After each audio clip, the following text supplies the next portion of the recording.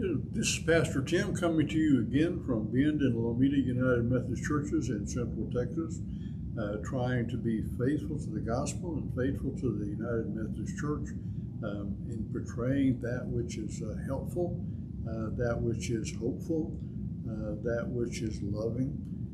We do so by talking about the Sermon on the Mount in the Bible.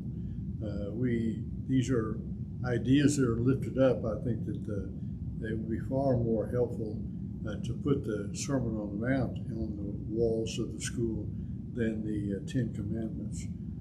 But we even talked about how Jesus held up the commandments and said not to remove anything.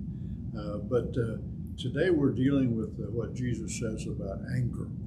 He says, "You have heard that it was said to those of ancient times, you shall not murder, and whoever murders shall be liable to judgment." That was kind of the big standard, and I think it's something that they didn't even actually follow because they basically thought it was okay to kill people who were not Jews. And so, because they were pagan, they were not worthy. But I think the commandment of God is pretty simple. Thou shalt not kill. Maybe we ought to follow that. If people would follow that, the world would be a much better place. But I say to you that if you are angry at your brother or sister, you are liable to judgment, and you are liable to the council.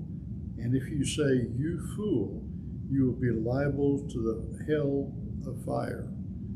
So when you're offering your gift at the altar, if you remember that your brother or sister has something against you, leave the gift there before the altar and go. First reconcile to your brother and sister, and then offer your gift.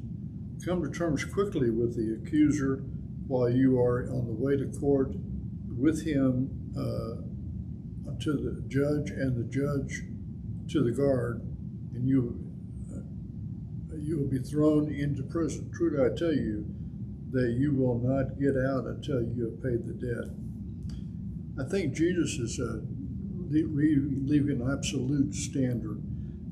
It's not the killing somebody, but it's the anger that makes division. It's the anger that divides people one from the other. It's the anger that damages people.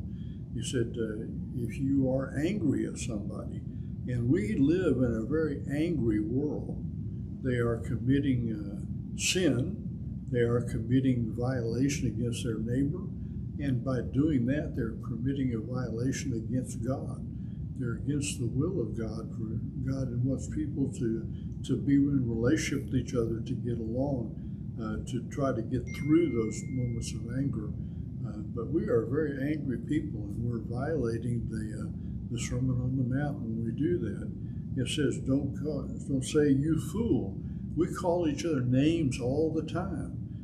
We categorize people as liberals or conservatives or all sorts of different ways. God said, don't do that. Don't judge people. Don't put them in a category that you discount, and don't treat them as human. To treat somebody else as not a human being is to violate the will of God, to violate what God created us to be as brothers and sisters. We're all brothers and sisters. We shouldn't call each other names. We shouldn't be angry at one another. So if you get angry, deal with it. Come to terms with it. It's like he was saying about the going to court. Come to terms with the person who is angry with you. Sit down and try to work it out. And I think that in the New Testament it talks about if you have something against your brother, go to them directly. And if that doesn't work, go to with 2 or 3 others. And if that doesn't work, then don't eat with them. To treat them as a non-person until they're able to mend that relationship with you, until they're willing to. Boy, the world would be a different place. Our country would be a different place if we refuse to be angry at one another and just treat each other as different human beings with a different perspective and something we can learn from and understand, stand in somebody else's shoes, and figure out what they're looking at and what their conclusions come, I think that we discovered that a lot of the things that we're arguing about, that we're angry about, are really things that we both believe. If we just get down to the basics, what is it that is really important? What is it that we're really trying to do? And I think we'd find more agreement there than disagreement. But we'd rather yell at each other. We'd rather disregard somebody. We'd rather put them down so that we can feel superior, as if they're a non-person. So the anger, not the actual act of when we kill somebody, not the actual act of denigrating somebody, but the anger is just something that we need to deal with. It happens. We get angry, but we need to deal with it in such a way that is constructive. Let it be motivation to sit down with somebody and figure out what it is that you're so angry about, and try to work out those differences. It would be a world of difference in our world. So I hope that's helpful. I will see you next time.